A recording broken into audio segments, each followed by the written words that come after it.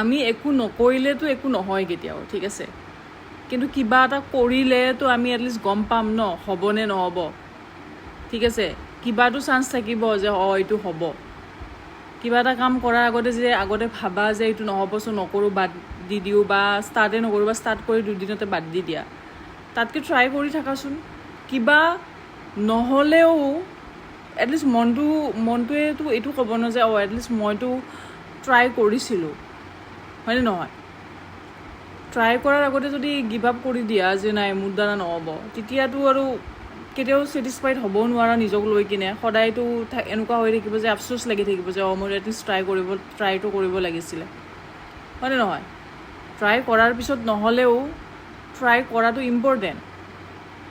কিবা নহ'লে কিবাটো হ'ব, কিবাটো ৰাস্তা পাবা, হয়নে নহয়? চ' সেইটো বহুত ইম্পৰ্টেণ্ট হা, ট্ৰাই কৰাটো বহুত ইম্পৰ্টেণ্ট। আৰু গিভ আপ, চব বস্তুতে যে গিভ আপ কৰি দিয়া ন, এইটোৱে মানে ক'লোঁ ন মানুহক সদায় উইক কৰি দিয়ে, ঠিক আছে। আৰু মানুহে সদায় নিজৰ কমফৰ্ট জ'নত থাকিব বিচাৰে।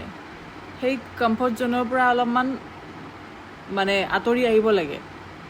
নিজৰ কমফৰ্ট জ'নত থাকিলে তুমি লাইফত একো সিমান ভাল কৰিব নোৱাৰা, এক্সট্ৰা কিবা কৰিব নোৱাৰা, ঠিক আছে। জব কৰি আছা, জবতে থাকিবা। এক্সট্ৰা কিবা এটা যদি কৰিব মন আছে লাইফত, কৰিব নোৱাৰা যদি তুমি সেই কমফৰ্ট জ'নৰ পৰা যদি অলপমান আগবাঢ়ি আহিব নোখোজা, ঠিক আছে। চ' এইটোৱে।